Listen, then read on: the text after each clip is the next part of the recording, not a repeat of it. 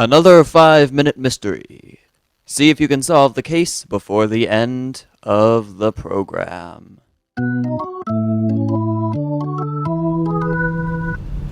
Well, Alice, one more block and you'll behold the Brooks household. 2 whole years, Jim. It doesn't seem possible it's been so long. You and Dorothy married and with a place of your own. That's true, alright. Only too bad you haven't taken advantage of the old Brooks hospitality sooner. Well, I'm here now and I intend on having a perfectly wonderful time. Now, here we are. Oh, what a charming place this is. Dorothy's probably on needles and pins waiting for me to get you here. Darling, it's Jim. Here's Alice. Jim, look. What? Where? There on the living room floor. It's Dorothy. Dead.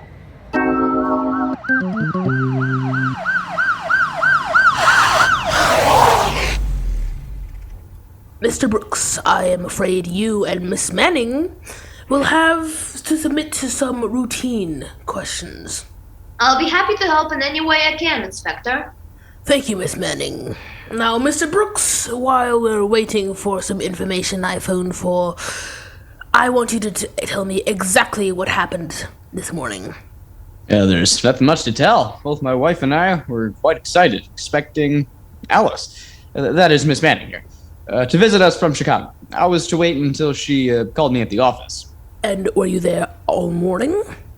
Yeah, until Miss Manning's train arrived and we came out here. I had written Mrs. Brooks to tell her I would call Jim at the office as soon as I arrived.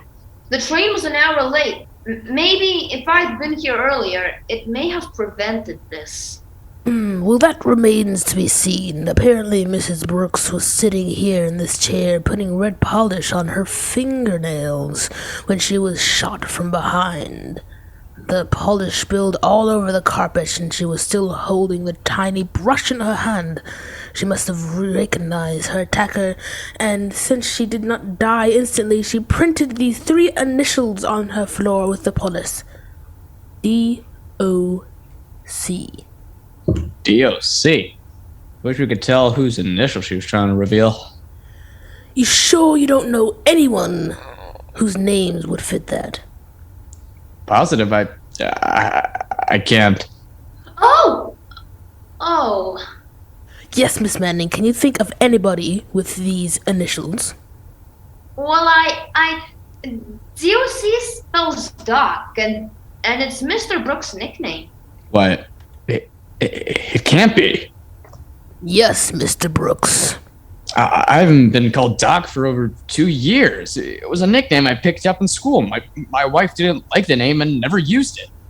No one in New York even knows me by Doc. You gotta believe me, Inspector. Well, we'll see. Just a minute. It's the truth. Hello? Yes, Grady? Yes, I see. Well, it showed up anyway, thanks. Well, you both will be happy to know our little murder is solved.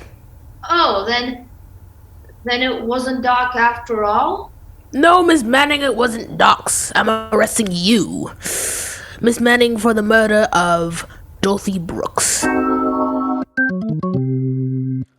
Why did the inspector arrest Miss Manning for the murder of Mrs. Brooks?